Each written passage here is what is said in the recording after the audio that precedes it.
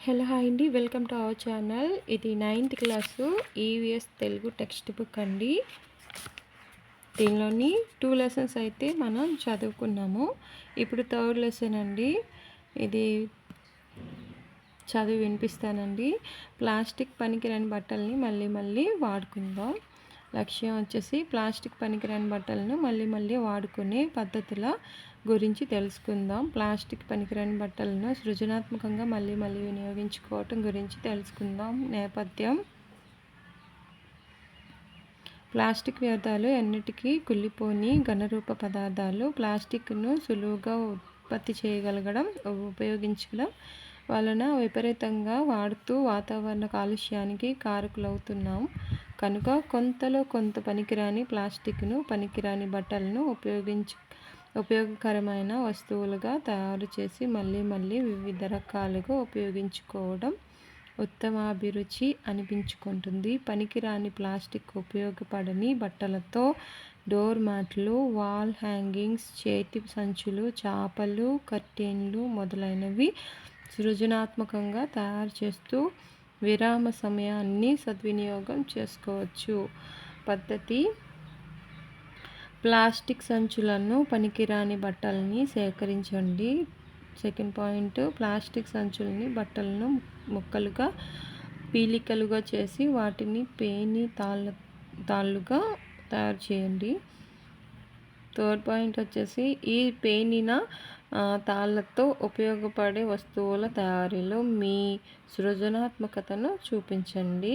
Fourth point: plastic పనికిరాని బట్టలతో తయారు చేసిన వస్తువులను వివిధ తరగతులలో ప్రదర్శించండి. ఆయా తరగతులలో గల విద్యార్థులు కూడా ఈ వస్తువులు తయారు చేసే విధంగా పర్యావరణ క్లబ్బులు ద్వారా ప్రోత్సహించండి. ముగింపు: చెత్తను ఎలా సరైన పద్ధతుల్లో వినియోగించాలో అని ఆలోచించడం కన్నా చెత్త ఉత్పత్తి కాకుండా చూసుకోవటం మంచిది కదా. ఎప్పుడూ మన వెంట ఒక గుడ్డ సంచి ఉంచుకుంటే మనం వాడి పారేసే ప్లాస్టిక్ కవర్ల సంఖ్య సగానికి తగ్గించగలుగుతాం. ప్లాస్టిక్ గ్లాసులు, ప్లేట్ల బదులుగా స్టీలువి వాడడం మంచిది. ఒక వస్తువును చాలా కాలం వాడుతున్నామంటే దానికి అవసరమైన వనరులను జాగ్రత్తగా వాడుతున్నట్లే కదా. రీఫిల్ మార్చుకునే పెన్ వాడడం మంచిదా, రాసి పారేసే పెన్ మంచిదా ఆలోచించండి. దీనిని పాటించటం వల్ల వనరులు కాపాడుకోగలుగుతాం, కాలుష్యం తగ్గించగలుగుతాం. విచక్షణారహితమైన ప్లాస్టిక్ వినియోగం నష్టాలు. దాని పునర్వినియోగ ప్రక్రియలపై ఒక నివేదికను తయారు చేసి ప్రదర్శించండి. తదుపరి చర్యలు: మళ్ళీ వస్తువులను ఎందుకు ఉపయోగించాలి? లాభ నష్టాలను గురించి మీ పాఠశాల చర్చించండి. బట్ట పేలికలతో చేతి సంచులు తయారు చేసి చమ్కీలు, అద్దాలు కుట్టి ప్లాస్టిక్ సంచులను బదులుగా వీటిని ఉపయోగించేలా ప్రోత్సహించండి. థర్డ్ క్వశ్చన్ వచ్చేసి ప్లాస్టిక్ సలైన్ బాటిల్స్లతో వివిధ వస్తువులను తయారు చేసి ప్రదర్శించండి. కలపకు బదులుగా పనికిరాని పేపర్లతో వివిధ వస్తువులను తయారు చేసి ప్రదర్శించండి.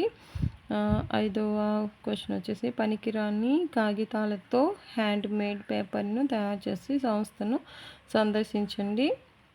దీంతో అందమైన గ్రీటింగ్ కార్డులు తయారు చేసి ఎలా ఆదాయాన్ని పొందవచ్చో తెలుసుకోండి. ఇదండి 3rd లెసన్ అయిపోయింది. 4th లెసన్ కూడా నేను నెక్స్ట్ వీడియోలో పెడతాను. తప్పకుండా నా ఛానల్ని సబ్స్క్రైబ్ చేసుకోండి. అలాగే మీ ఫ్రెండ్స్కి కూడా మీకు తెలిసిన వాళ్ళకి షేర్ చేయండి. Thanks for watching.